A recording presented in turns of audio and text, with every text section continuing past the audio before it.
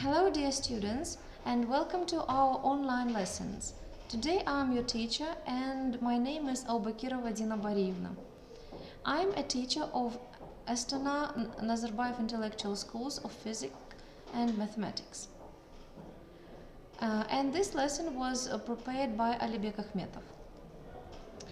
Before we start our lesson, I want you to look at the board and see the name of it. Can you please read the name of it? Yes, expository essay. Before we start studying our topic, I want you to ask, what do you know about expository essay?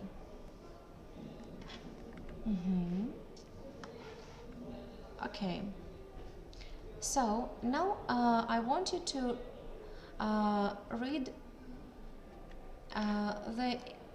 the definition that the online writing lab gives.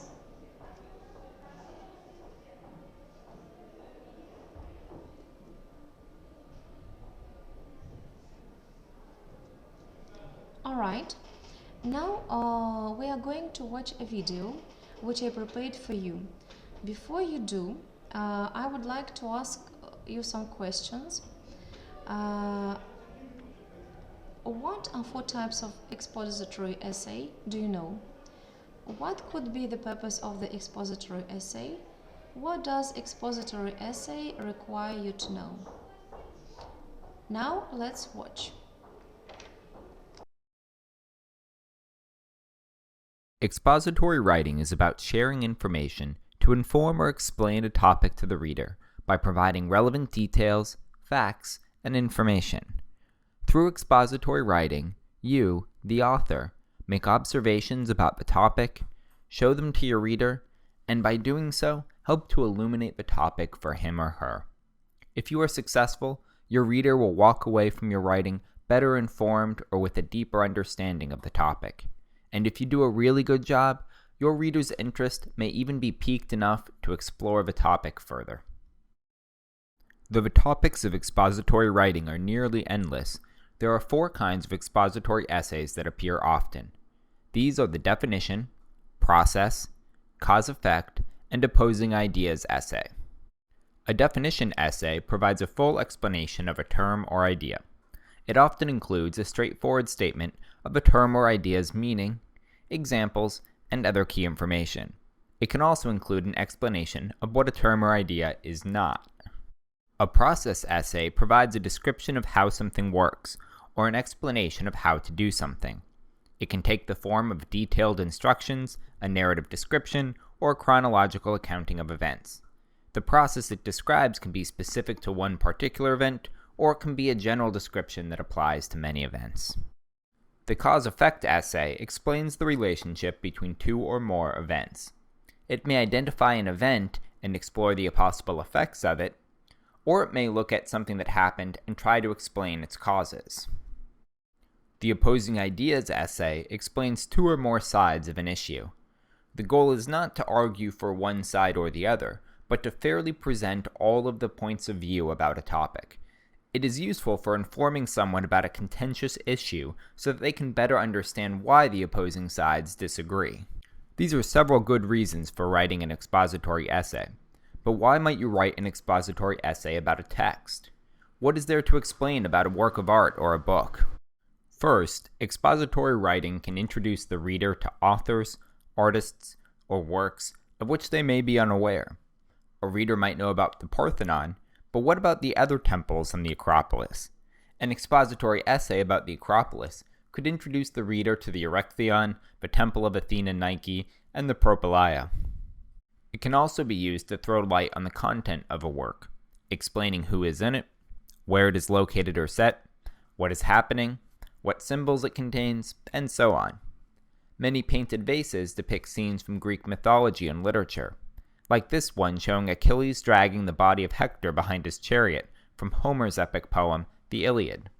An expository essay could introduce the reader to the characters, plot, and symbol this vase painter used to depict this scene.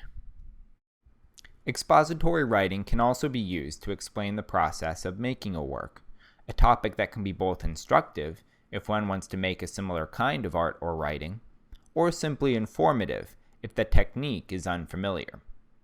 While it is useful to know that Romans pioneered concrete construction, a reader might better understand Roman buildings, like the Parthenon, seen from above here, if they know how concrete is made and how it is used to construct buildings. This requires explaining the process of mixing and pouring concrete.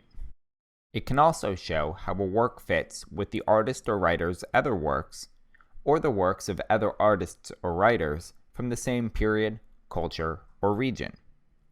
Roman temples draw heavily from Etruscan and Greek designs, so explaining the elements of Etruscan and Greek design and how they carry into Roman designs can make their influence on Roman temples clearer. Lastly, expository writing can highlight and explain the relation of a text to life, science, history, religion, or any other range of topics, or what we might call giving context to a work. An explanation of Rome's shift from a republic ruled by the Senate to an empire ruled by deified emperors helps to explain the prevalence of portraits of Roman emperors, like this bust of Augustus, and the tendency to depict them as youthful, idealized men, giving important context to a work like this one. What kind of essay you choose to write, and your purpose for writing, will strongly influence the structure of your essay, but every expository essay has two main components, the thesis and the support. The thesis tells your audience what you are going to explain, and often gives some idea about the organization or structure of the essay. The support is the explanation, including the details, facts, examples, anecdotes, quotations, and other evidence you use to support your explanation. A good expository essay requires you to know two things well: your topic and your audience. Since expository writing is all about explaining a topic to an audience who is likely unfamiliar with it or looking to learn new information, writing a good expository essay requires you to know the topic well. If you don't know it well, you need to be willing to research the topic sufficiently before you start writing. Often, this means finding more information than you will likely include in your essay. After all, you're not trying to present your reader with just any information, but the most relevant and accurate facts and information about your topic. But good expository writing is not just about the topic. It's about explaining it to an audience. This means that you must know your audience well. Knowing your audience will help you decide how much information to provide, how much background information is needed, what depth of information you should provide, what terms you need to define, and what kind of information your reader will value. For example, a reader who doesn't know anything about Greek temples might need you to explain what the parts of a temple are before you can explain how they were decorated. And they might get overwhelmed if you include too many details, preferring to get a handle on the basic parts and design of a temple before they are presented with too many specifics. On the other hand, an aficionado of Greek sculpture might appreciate a more specific topic, like bronze casting techniques, and might be bored if you spend too much time defining basic terms or giving generalized background information. This reader would likely be interested in more specific details about the process, anecdotes about particular artists and sculptures, and technical information, like how hot the bronze needs to be heated or the exact composition of the metal. Clarity and organization are especially important in expository writing. Writing for your audience, ordering ideas logically, and explaining concepts clearly and concisely will necessarily be an important focus of your writing when you're writing to explain. Now, after watching this video, I want you to go back to the questions which I've asked before, and let's answer these questions. Can you please answer question 1?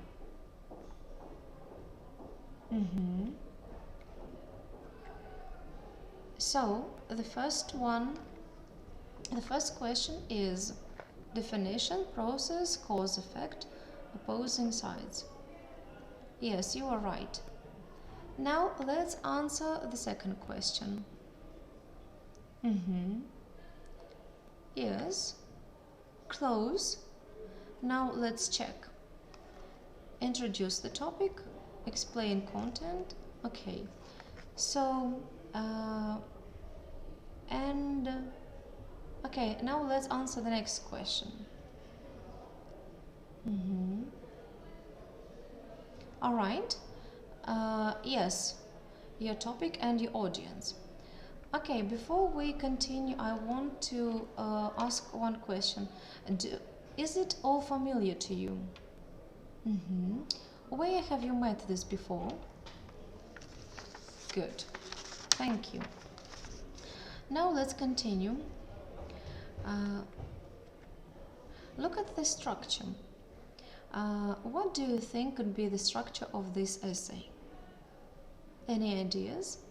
I want you to discuss this question with your peers.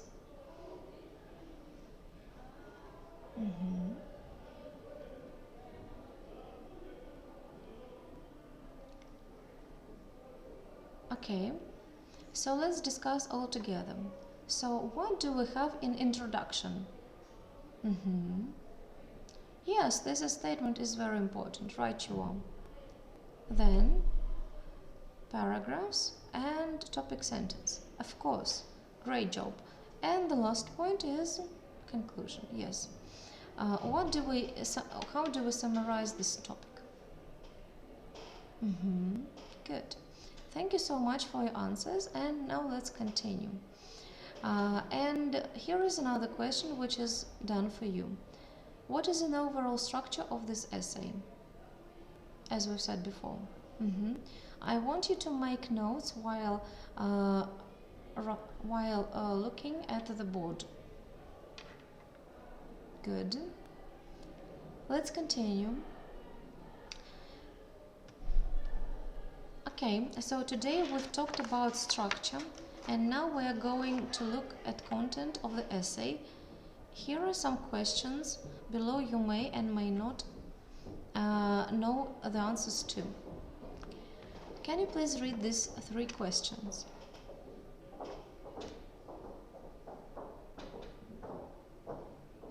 I give you 2 minutes to discuss 3 questions in groups of 3.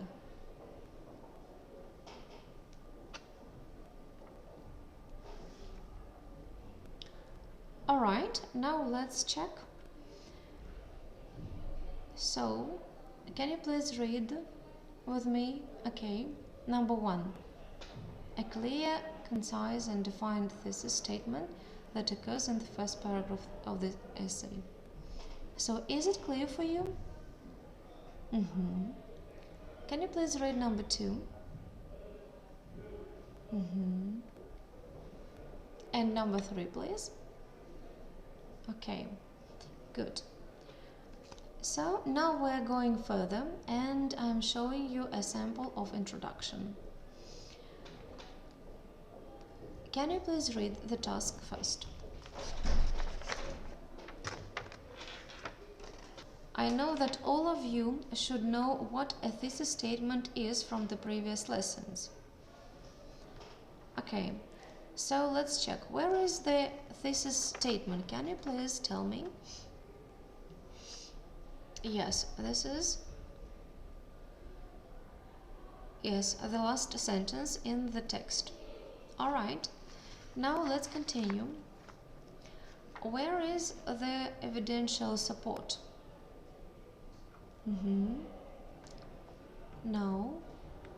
Yes, sentence number 1 and in the middle of the text. Yes. How do you know that it is an evidential support? Yes, we have some most important facts, right? Sure, thank you. And let's continue. Now we can see another example. Let's find a topic sentence and evidential support.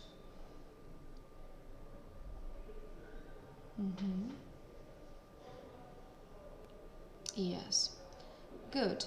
So, as we know, topic sentence goes in the first sentence and some evidential support somewhere in the middle. Good. Alright. So, now let's practice with body number 3 and do it individually.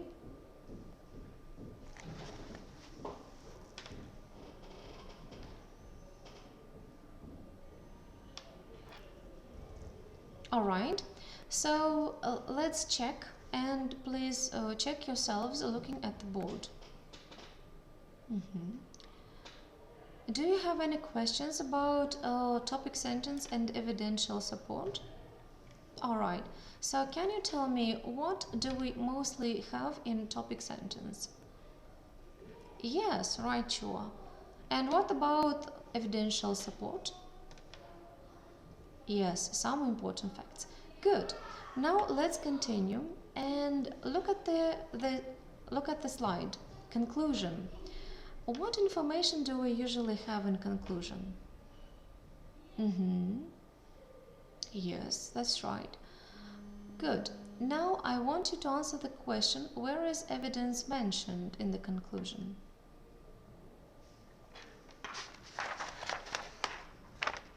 Yes, good. Thank you so much. All right, very good answer. All right, now you're very good and clever students, and now we're going to have a practice of writing thesis and topic sentence. Here is an introduction. You should write a thesis at the end of the paragraph. So you have 2 minutes to do this task.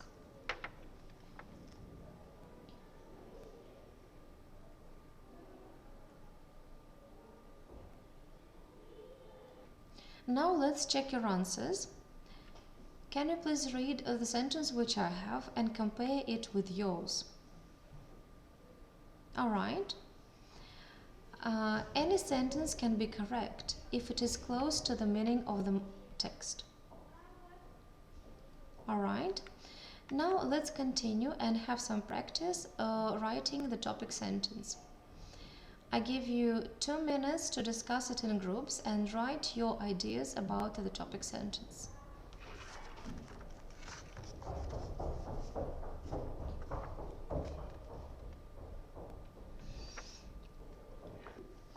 Now let's have practice in writing a topic sentence.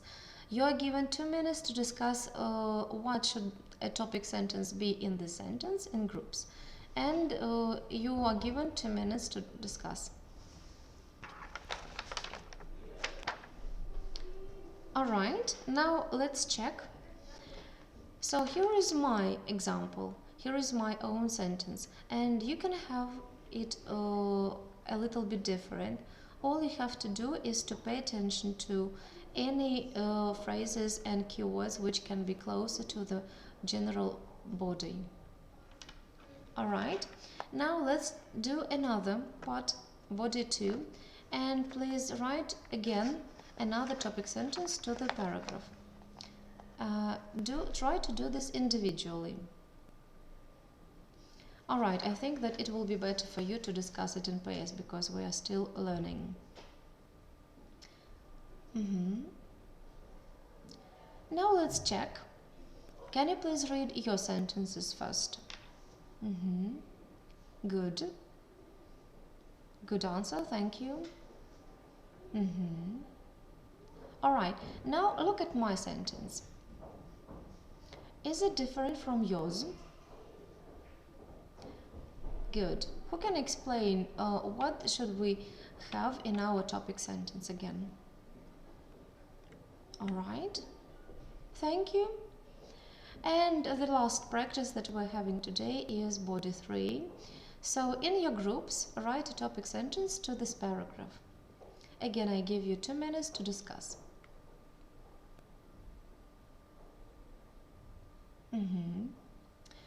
Now come to the board and please write your answers.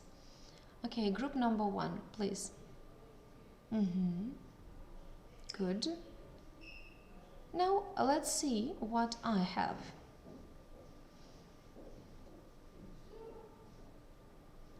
Alright, great. So if we have topic sentence and we also can have another parts of the body, can you tell me what is the structure of this body? Yes, good. Alright. Now I want you to think about the conclusion. Can you please read the information which I have on my board?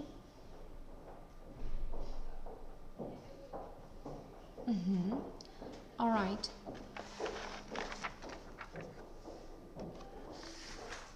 All right.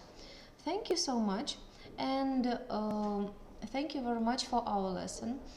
I hope that the references which you see on the board will be quite necessary and useful for you for getting practiced for the IELTS practice writing too. Okay. Extra information for teachers can be found on Moodle NAS EduKZ. If you have any questions, please ask us and we will surely answer them. Thank you for the lesson. Goodbye. See you next lesson.